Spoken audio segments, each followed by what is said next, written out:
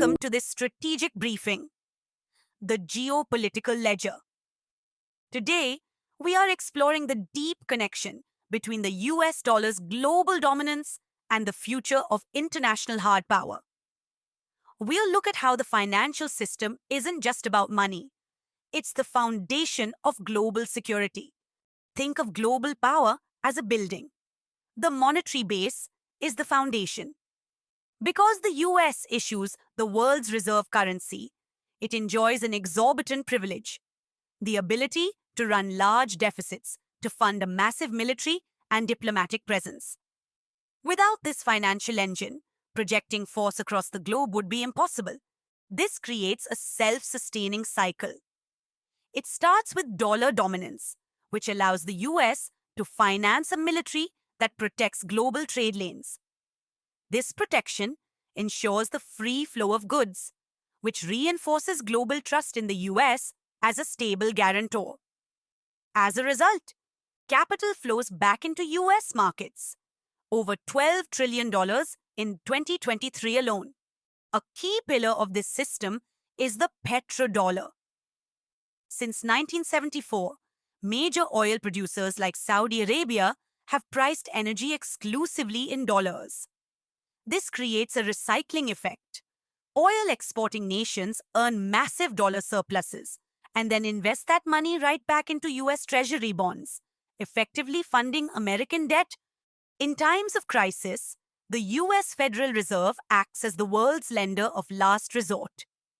Through liquidity swaps, the Fed sends dollars to other central banks, like the ECB or Bank of Japan, to keep global markets from freezing up. This isn't charity.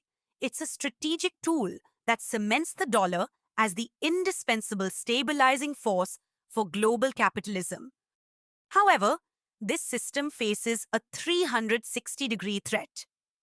Internally, rising US debt and interest costs are crowding out defense spending.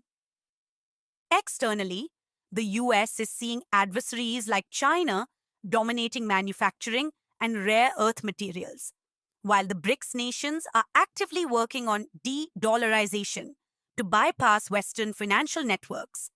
While the US spends over $800 billion on its military, far more than China or Russia on paper, the reality is different when we look at purchasing power parity. It is much cheaper for US's competitors to build weapons and pay soldiers. This means the US can no longer maintain global deterrence alone. It mathematically requires its allies to share the burden. A major shift occurred after 2021. As the US became a net energy exporter, the dollar began moving in sync with commodity prices. For other countries that have to import energy, a strong dollar combined with high oil prices creates a stagflationary squeeze. This gives them a massive incentive to stop using the dollar for trade. The US often uses the dollar as a weapon, such as freezing Russia's reserves or excluding Iran from global finance. While this is a powerful kinetic strike that doesn't require troops, it has a side effect. It scares other nations into building sanction-proof ledgers. We already see the Chinese yuan becoming the most traded currency in Moscow. The BRICS Plus alliance is no longer just a talking shop. It's an alternative financial ecosystem.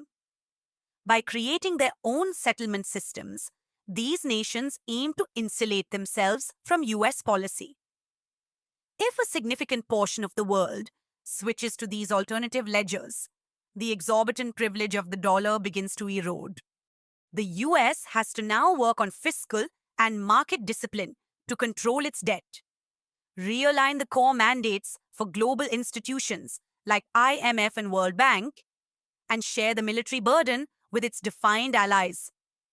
The central lesson is this: a currency is only as strong as the security apparatus that defends it, and a security apparatus is only as strong as the currency that finances it.